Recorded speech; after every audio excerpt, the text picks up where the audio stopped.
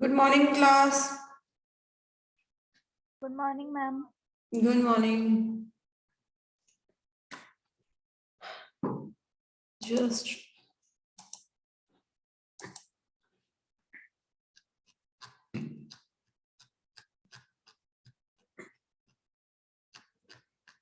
Sunidhi, exams will be offline or online?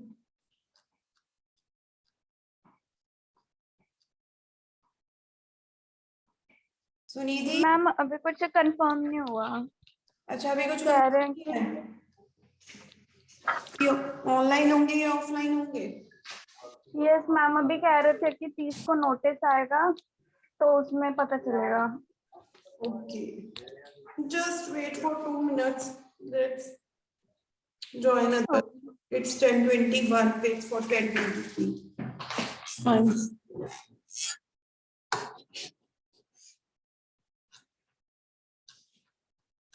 We have done one unit, we have done unit 2 and we are on unit 3. So today I will post the assignment for unit 2, right?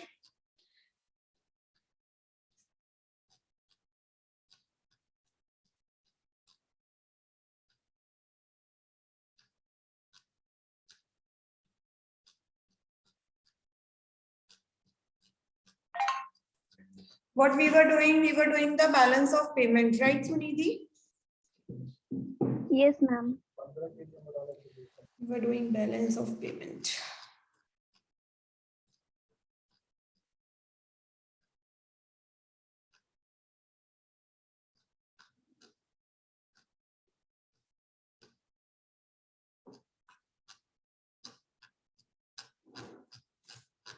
Sunidhi, are you getting the screen or not?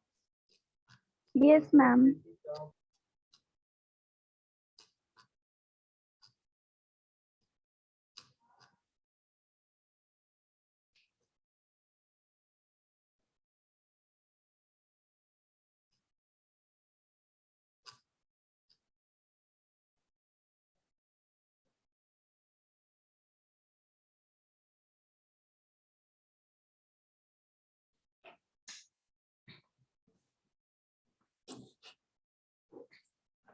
Yes.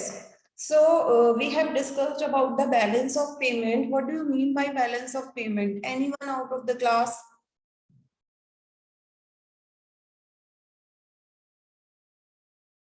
Ma'am export and import जो भी country की होती है।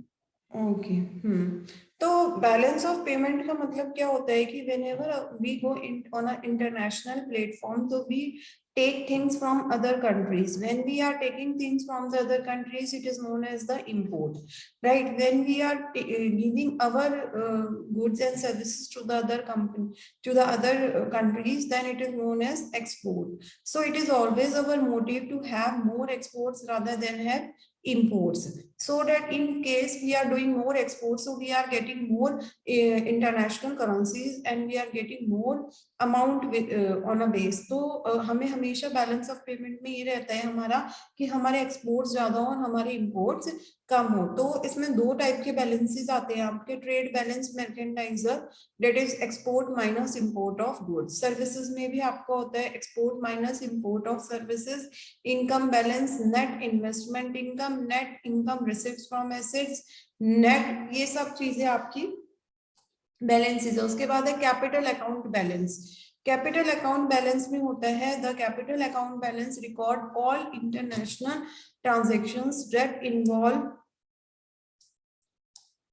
the resident of a country concerned, changing either its his assets with or his liabilities to a resident of another countries। जो capital account records होते हैं उनके अंदर सारे इंटरनेशनल ट्रांजैक्शंस होते हैं, किसके बीच में? जो हमारी कंट्री है उसके एसेट्स के बीच में, और जो हमारी लाइबिलिटीज हैं दूसरी रेजिडेंट कंट्री के साथ, that is known as the capital account record. Transactions in the capital account reflect a change in the stocks. Change दिखाता है स्टॉक में कि हमारे स्टॉक में कितना चेंज हुआ है, ठीक है, क्या क्या चेंजेस आए हैं, हमारी एसेट्स में क्या चेंजेस आए हैं, हमारी लाइबिलिटीज में क्या चेंजेस आए हैं। जैसे अगर हम अपने घर में भी देखते हैं, 1 साल के अंदर हम जब कभी हमने घर खरीदा होता है तो उसमें अलग होता है, और जब हम उसमें 5 साल रह चुके होते हैं तो उसकी अलग स्टेटस होती है। Like in the same way कि जब हमने अपना अकाउंट स्टार्ट करा था at that time what was it, और अभी उसकी कंडीशन क्या है, ठीक है। उसके बाद it is a difference between the receipts and payment on account of capital account, कि कितना कितना हमें रिसिप्ट करना है, कितना कितना हमें लोगों से लेना है, और कितना कितना हमें लोगों को पेमेंट करना है। जितने भी टाइप की फाइनेंशियल ट्रांजेक्शंस हैं, जितने भी मॉनेटरी ट्रांजेक्शंस हैं, वो सब आपकी कैपिटल अकाउंट बैलेंस में आती हैं। The capital account involve inflows and outflows related to investment. कितना हमारा इनफ्लो है, मतलब कितना हमारे पास पैसा आ रहा है कैसी भी चीज से, गुड से, सर्विसेज से, कितना भी आ रहा है, और कितना हमारा बाहर, और कितना हमारा बाहर जाना है। अगर हमने कोई भी सर्विसेज बाहर की कंट्री से ली है, किसी स्पेशल डॉक्टर को बुलाया इंडिया के अंदर, ठीक है, या हमने कोई सर्विसेज बाहर से ली है, किसी आईटी एक्सपर्ट को बुलाया है, तो जितना भी खर्चा हमारा उस पे हुआ है तो that is called our outflows, जो भी हमारे पास से खर्चा जा रहा है। शॉर्ट टर्म बोरोइंग्स, बोरोइंग्स का मतलब क्या होता है, अनुपम बताओ, बोरोइंग्स का मतलब क्या होता है? मैम उधार लेना किसी से मैम। यस, बोरोइंग का मतलब होता है कुछ उधार ले लेना, किसी से बोरो कर लेना, कोई चीज खरीद लेना, ठीक है। तो हमने कितने कितने टाइम के लिए बोरो करा, जैसे हम किसी देश की सर्विसेज को बोरो कर लेते हैं, या जैसे अभी वैक्सीनेशन का टाइम था या कोविड का टाइम था, तो हमने दूसरी जगह से क्या मंगाई थी, बहुत सारी चीजें मंगाई थी शॉर्ट टर्म के लिए, नेबुलाइजर मंगाए थे, ऑक्सीजन सिलेंडर मंगाए थे। तो क्या क्या ऐसी चीजें हैं जो हमने दूसरी कंट्री से बहुत शॉर्ट टर्म के लिए बोरो करी है या लॉन्ग टर्म के लिए। And medium term to long term borrowings, कि मीडियम टर्म के लिए और लॉन्ग टर्म के लिए there can be a surplus और डेफिसिट इन कैपिटल अकाउंट। जब हम लास्ट में कैपिटल अकाउंट को देखते हैं तो ऐसा हो सकता है कि इसके अंदर ज्यादा पैसा भी हो और उसके अंदर कुछ ना कुछ कमी भी हो। There can be a surplus, ज्यादा भी हो सकता है कि हाँ हम जितना एक्सपेक्ट कर रहे थे उससे ज्यादा अमाउंट हमारे पास आ गया, और डेफिसिट, और कुछ कमी भी हो सकती है, ठीक है। It includes private foreign loan flow, कि कितना हमने लोन बाहर के बैंक से लिया है या यहाँ से दिया है। मूवमेंट इन बैंकिंग कैपिटल, ठीक है, हमारी बैंक की जो कैपिटल है उसका क्या मूवमेंट हुआ है, क्या हमारे बैंक ने जो कोई इंटरनेशनल एड या हेल्प ली है, कुछ ना कुछ official capital transactions official basis पे। सपोज एमएनसी जो कंपनी होती है वो अलग अलग कंट्रीज में होती है, ठीक है, तो उनका सारा क्या होता है, ऑफिशियल कैपिटल ट्रांजैक्शंस होता है, वो कितना हुआ है।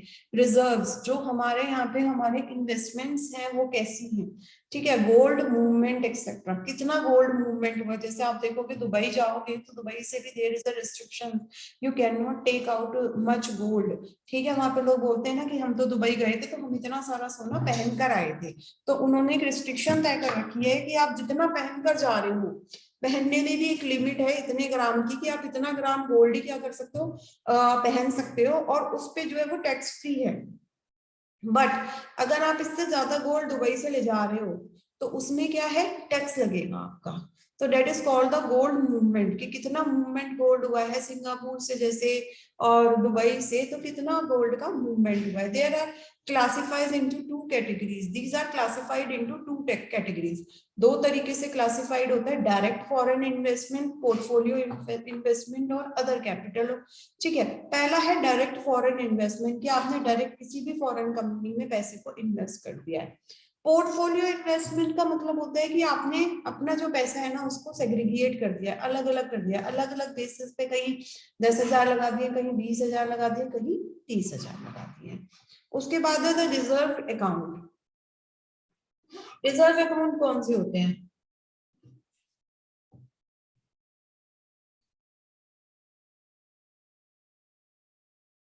बताओ, रिजर्व अकाउंट कौन से होते हैं? अभी मैंने आपको रिजर्व वर्ड का मतलब भी बताया था। मैम जहाँ पे हमारे नेशन की एसेट्स रिजर्व है। रिजर्व का मतलब होता है किसी चीज को फ्यूचर के लिए सेव करके रखना, ठीक है। जैसे 3 टाइप के अकाउंट्स होते हैं हमारे, आईएमएफ होता है, इंडियन म्यूचुअल फंड, उसके बाद एसडीआर होता है, special drawing rights, and reserve and monetary gold, ये सब क्या होते हैं हमारे टाइप के रिजर्व में, इनको हम बोलते हैं reserve account. The IMF account purchases and repurchases from International Monetary Fund. तो ये क्या करते हैं, परचेज करते रहते हैं, बार बार खरीदेंगे फिर बेचेंगे। कहाँ से खरीदते हैं, इंटरनेशनल मॉनेटरी फंड से। अब उसके बाद है special drawing right. Special drawing right are a reserve asset created by IMF and allocated from time to member countries. It can be used to settle international payment between monetary authorities of two countries. Special drawing rights का मतलब होता है, ये एक right होता है जो international Monetary fund के पास होता है, ठीक है। उनके पास राइट होता है कि वो किसी भी दो इंटरनेशनल कंट्री के बीच में अगर पेमेंट होना है कुछ भी मॉनेटरी टर्म, तो उसको गवर्न करते हैं, ठीक है। स्पेशल ड्रॉइंग राइट का मतलब होता है जो राइट इंटरनेशनल मॉनेटरी फंड को दिया गया है कि उसके मेंबर कंट्रीज को दिया हुआ है कि वो टाइम टू टाइम अगर एक दूसरे को किसी भी सर्विसेज और गुड्स के लिए पेमेंट करना चाहते हैं तो वो आराम से कर सके। उसके बाद error and omissions. The entries under this head relate to leads and lapse in reporting of transactions. It is of balancing entry needed to offset the overstated or understated components. सारी चीजें इसमें क्या करना है, आपको डिस्क्राइब करके रखनी है, ठीक है। आपको बताना है कि ट्रांजैक्शन आपके कितने टाइम पीरियड के लिए हुए थे, कितनी बार हुए थे, कौन सी कंट्री के लिए हुए थे, कितने नंबर ऑफ यूनिट्स है आपकी। उसके बाद है disequilibrium in the balance of payment. Yes, disequilibrium का मतलब क्या होता है, एक वर्ड आता है हमारे पास इक्विलिब्रियम और दूसरा वर्ड हमारे पास होता है disequilibrium. Yes, what is the meaning of equilibrium? Yes, class में कौन कौन है available? Only valid students are present. Sonam, Sonam बताओ what is the meaning of equilibrium?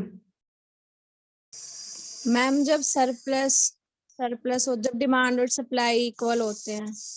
Yes, Vineet Sharma, tell me the meaning of disequilibrium.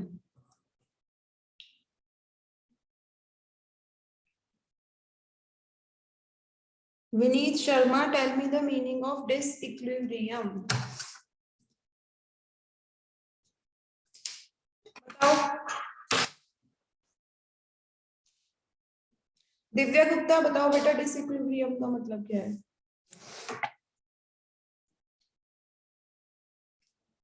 बताओ।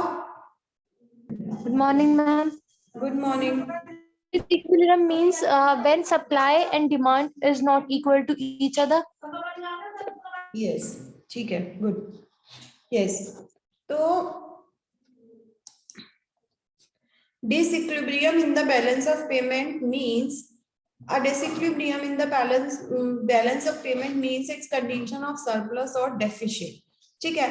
कुछ भी हो सकता है, या तो आपका ज्यादा सरप्लस हो रहा है, मतलब आपका एक प्रॉपर प्रोपोर्शन नहीं है किसी भी चीज का, ठीक है।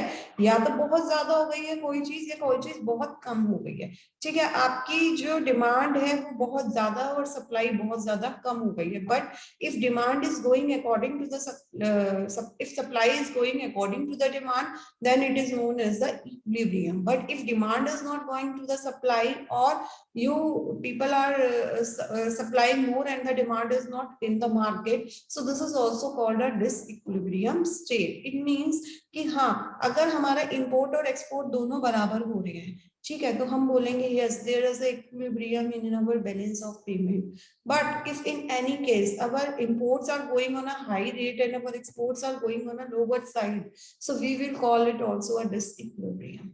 A surplus in the balance of payment occurs when total receipts exceeds total payment. Surplus कब होता है? जब टोटल रिसीप्ट्स ज्यादा होती है, मतलब ही हमें लेना ज्यादा होता है, हमारा कलेक्शन ज्यादा होता है, बट हमारा पेमेंट कम होता है, ठीक है। तो credit is greater than a debit. Or deficit in the balance of payment occurs when total payment exceeds.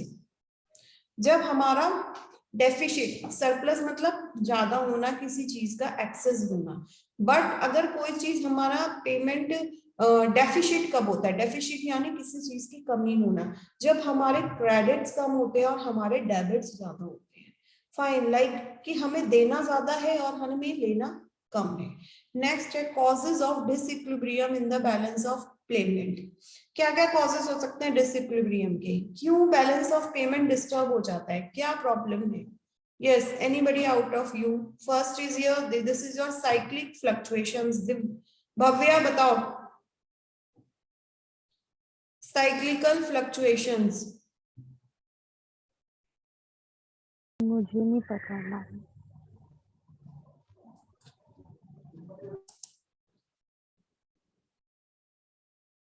Sushant ji ma'am. बताओ बेटा, साइक्लिकल फ्लक्चुएशंस बताओ क्या मतलब? Ma'am don't know. Don't know, just wait.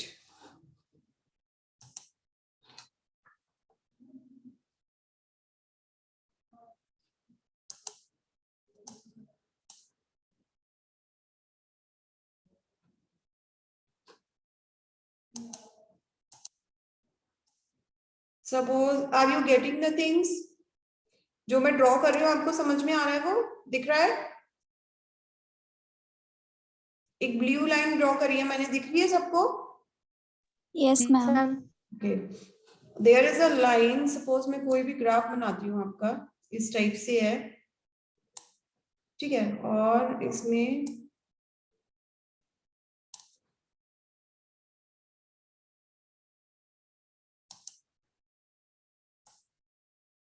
कुछ इस टाइप से फ्लक्चुएशंस है उनके। तो ये क्या है, आपके साइक्लिकल फ्लक्चुएशंस है। मींस कभी तो क्या होता है कि किसी प्रोडक्ट की डिमांड बहुत ज्यादा हो जाती है, यहाँ पीक पर पहुंच जाती है, बट कभी कभी क्या होता है वो धीरे धीरे गिरने लग जाती है। अभी आपने जैसे देखा होगा कि कोविड था, तो कोविड में क्या हुआ था कि हमारा जो इंटरनेशनल इंपोर्ट था वो किस चीज को लेके बढ़ा था? मेडिसिन को लेके बढ़ गया था, मास्क को लेके बढ़ गया था, ऑक्सीजन सिलेंडर्स को लेके बढ़ गया था। But as Covid goes down तो ये सब चीजों की डिमांड भी हमारी कम हो गई। अब हमारा क्या डिमांड बढ़ रही है? अब हमारा टूरिस्ट भी क्या था उस टाइम में कम हो गया था बहुत ज्यादा। जब हमारा कोविड बढ़ा तो हमारा टूरिस्ट कम हो गया, बट जैसे जैसे हमारा कोविड कम हो गया, खत्म हो गया, तो हमारा इंटरनेशनल टूरिज्म भी बढ़ रहा है धीरे धीरे। तो this is what called fluctuation. Cyclic fluctuations are those fluctuations कि जिसमें क्या होता है कि अकॉर्डिंग टू टाइम, ठीक है, टाइम के अकॉर्डिंग बहुत सारी चीजों में क्या आते रहते हैं, चेंजेस आते रहते हैं। कभी किसी प्रोडक्ट की डिमांड ज्यादा है, कभी किसी प्रोडक्ट की डिमांड कम हो गई, फिर दोबारा से कुछ आया तो फिर ज्यादा हो गई, फिर कम हो गई, फिर ज्यादा हो गई। अभी जैसे क्या था कि चाइना के प्रोडक्ट की डिमांड कई बार हमारे यहाँ पर कैसे पहुंच गई थी, इतनी ज्यादा पीक पे पहुंच गई थी चाइना के प्रोडक्ट की डिमांड, यहाँ बिल्कुल हाई माउंटेन बना लिया था। बट जैसे ही इंडिया के अंदर कोविड आया and the information spread that China is responsible for this pandemic, तो हमारे यहाँ सारी चीजों की डिमांड इतनी कम होती चली गई और यहाँ पर लेवल आ गया है। यहाँ पर डिमांड लेवल आ गया चाइना के प्रोडक्ट का। आप लोगों ने दिवाली पे भी देखा होगा, क्या चाइना के जो प्रोडक्ट हैं वो पहले की तरह मिलते हैं, अवेलेबल हो पाते हैं? आपको बताओ मुझे कोई भी स्टूडेंट कि किसने अब की बार चाइना का कोई भी प्रोडक्ट खरीदा दिवाली पे? Tell me. नहीं होगा, नहीं खरीदा होगा, because the market is not full of China products. बहुत ही कम मार्केट हो गया है, केवल 10% मार्केट हो गया। तो पहले हमारे यहाँ चाइना के प्रोडक्ट्स की डिमांड यहाँ पर थी, यहाँ पर पीक था बिल्कुल। जो हमारे यहाँ पर ऑटोमोबाइल सेक्टर है उसमें चिप डलती है हर कार के अंदर, that chip was we are all taking import from the China, but right now the production of cars in India is machines are present, but the chip is not available over here because we are not taking the things from China. There is a regulation by the government of India too that we people are not going to serve China on a business perspective. तो China के product की demand जैसे जैसे Covid 2 साल रहा, पहले इतनी हुई, फिर इतनी हुई, फिर इतनी हुई, फिर इतनी हुई, फिर इतनी हुई, और अब इस लेवल पर आ गई, और धीरे धीरे करके ना वो इस लाइन से मिल जाएगी। जब वो इस लाइन से मिल जाएगी, इट मीन्स यहाँ पर वो प्रोडक्ट नहीं बिक रहे हैं, खत्म हो गए हैं सारे प्रोडक्ट। तो साइक्लिक फ्लक्चुएशन वही फ्लक्चुएशन होता है जो according to season, according to और सब चीजों के हमारे यहाँ पे डिमांड होती रहती है उस चीज की, ठीक है। फिर है हमारा economic shortfalls in the export. Shortfalls in the export का मतलब क्या है सुनीति बताओ?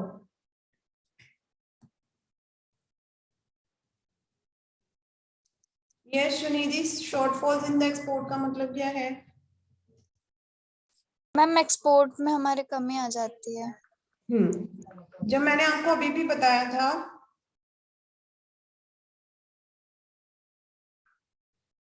एक्सपोर्ट में, मैंने आपको बेटा बताया था कि हम क्या करते हैं, अपने प्रोडक्ट को बाहर बेचते हैं। हमारे बैलेंस ऑफ प्रोडक्ट, अभी बैलेंस ऑफ बीओपी में हमने देखा था कि हमारे यहाँ पे कब सरप्लस हुआ था। हमारे यहाँ पे सरप्लस जब भी हुआ था जब हमारे यहाँ पे एक्सपोर्ट ज्यादा थे और इंपोर्ट कम थे। और डेफिसिट कब हुआ था? जब हमारे यहाँ पे इंपोर्ट ज्यादा थे और एक्सपोर्ट कम थे।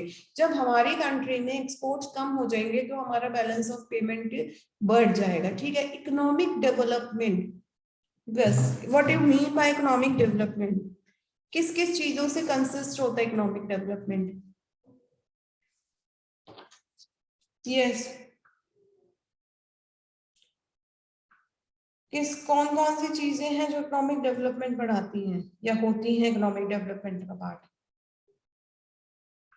What are the things that constitute economic development? Ma'am sufficient manpower and industries. And price theory. Yes, or ma'am infrastructure.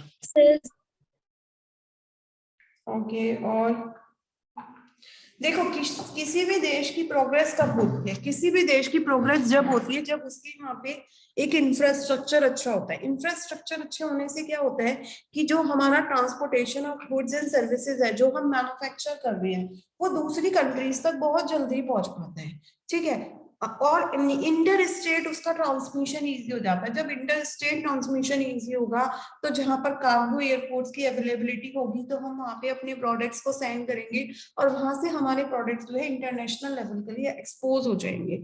तो किसी भी देश के इकोनॉमिक डेवलपमेंट में इंफ्रास्ट्रक्चर हो जाता है। सेकेंडली, हमारे यहाँ पे इंडस्ट्रियलाइजेशन कैसा है?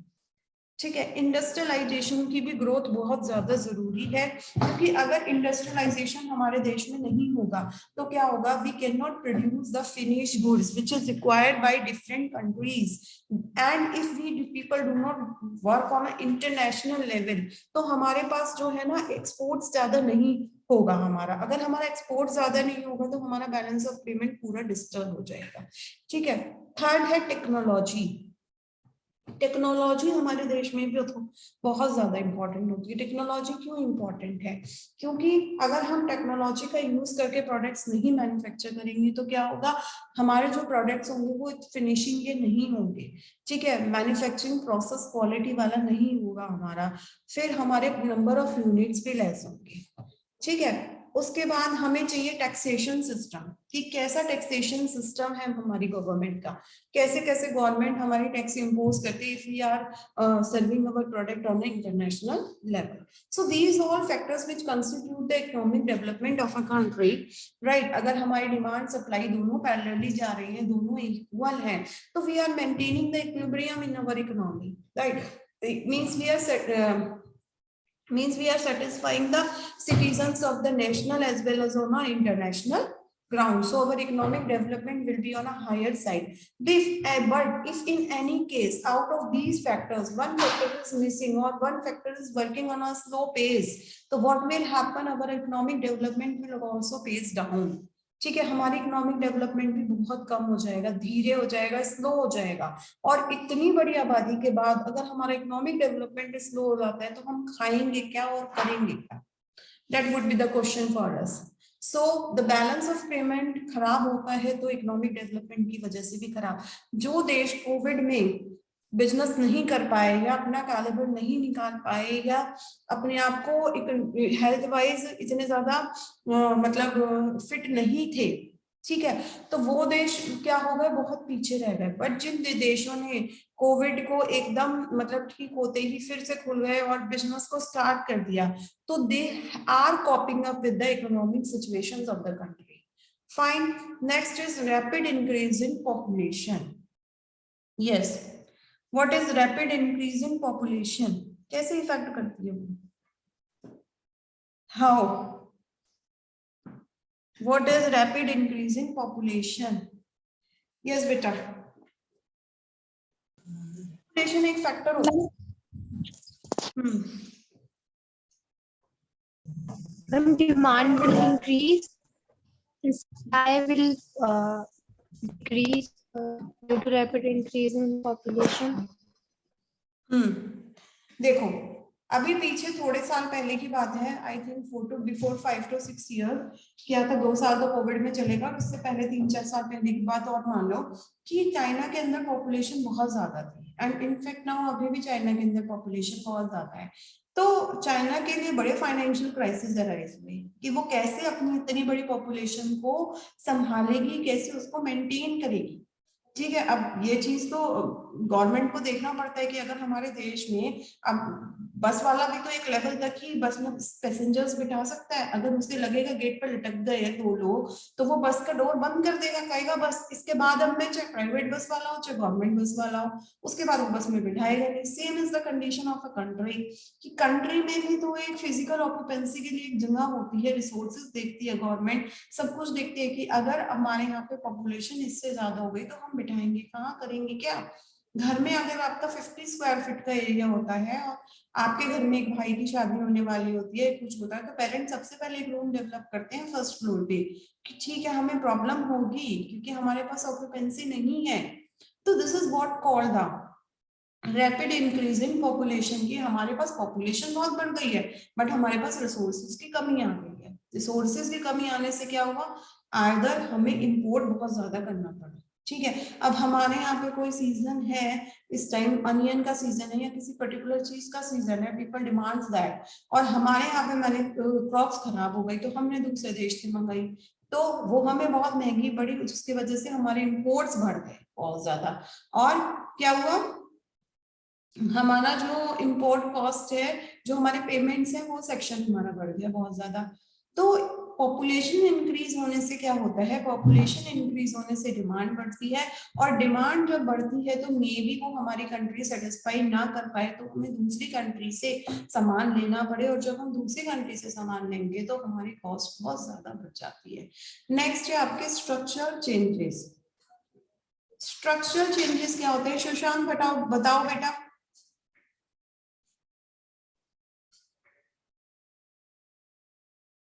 क्या होते हैं स्ट्रक्चरल चेंजेस?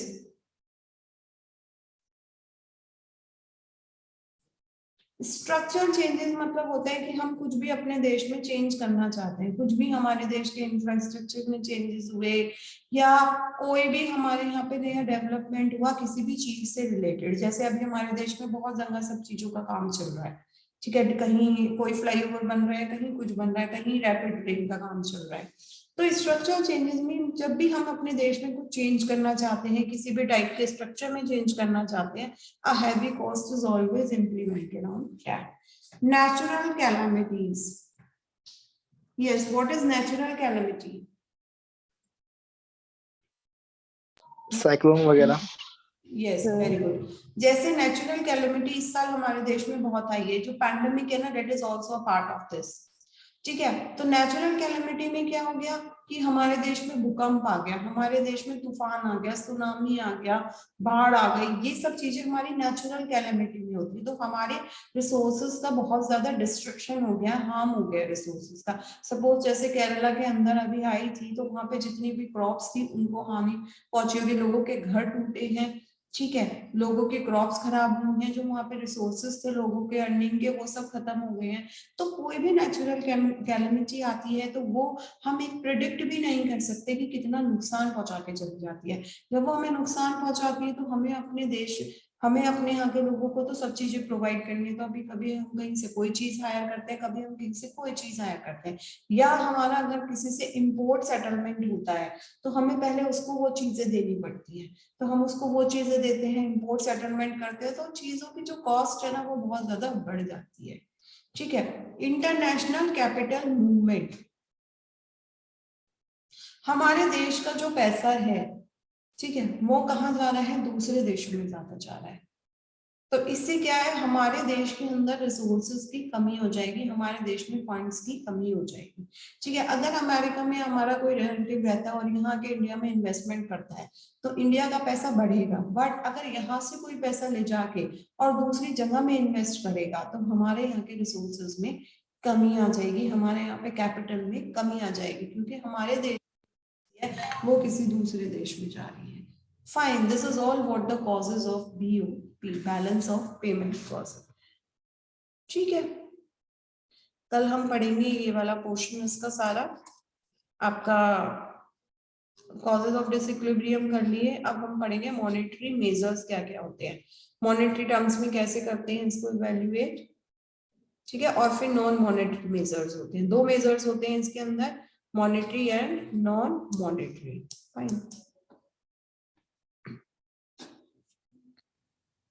थर्ड यूनिट भी आपकी इस वीक में कंप्लीट हो जाएगी।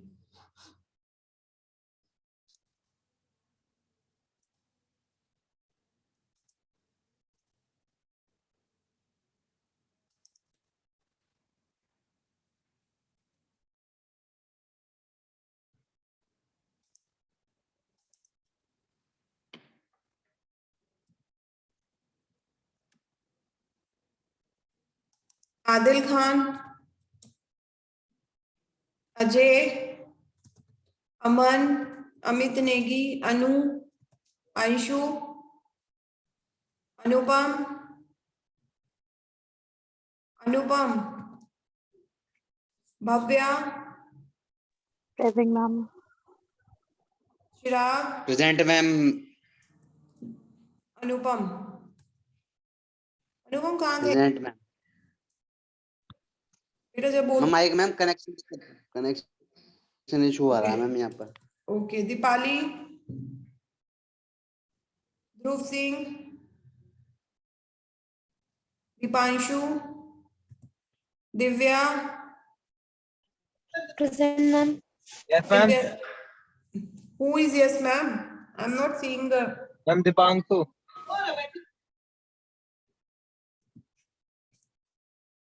दिव्या शर्मा, गौरव मलिक, गौरव, हिमांशु राज, जतिन, जितेंद्र, Yes, ma'am. करण चंडीला,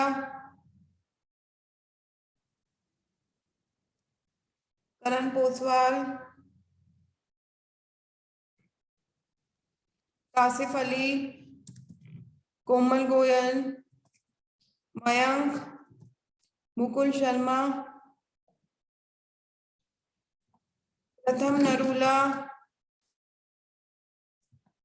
रोहन पुंजानी,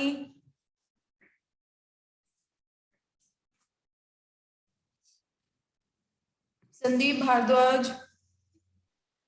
Yes, ma'am. संदीप क्या बात है बेटा, आजकल क्लास में रिस्पॉन्स नहीं करते हो हैं? आपकी तबीयत ठीक है? Yes, ma'am. तो क्या बात हो गई बेटा, रिस्पॉन्स क्यों नहीं करते हो क्लास में आजकल?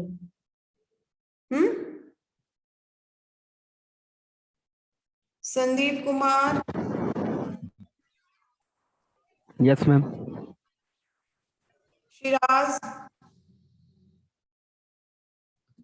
Shubham Kumar, Yes, ma'am. सिमरिक सिंह,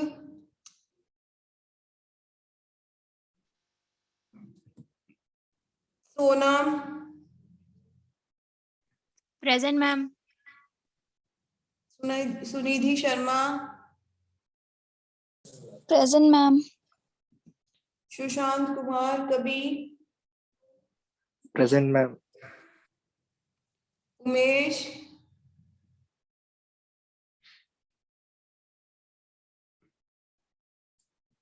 विकास Singh, Present, ma'am.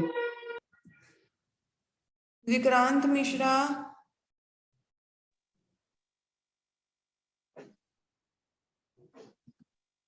Vineet Sharma, Present, ma'am.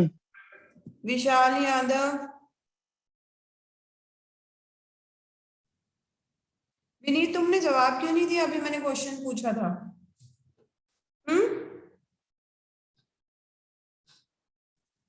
Ma'am network ही इतने आते हैं, आवाज ही कट रही है बहुत ज्यादा, तो बेटा ईयरफोन पता ही नहीं चलता। क्या करो, ईयरफोन लगा के दे रहे हो, कैसे दे रहे हो? क्या मैम? ईयरफोन्स यूज कर रहे हो क्लास लेने में, क्या यूज कर रहे हो?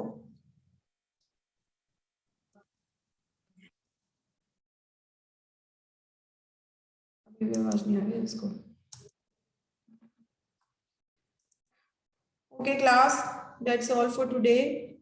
I am winding up the class. Take care. Goodbye. Thank you, ma'am.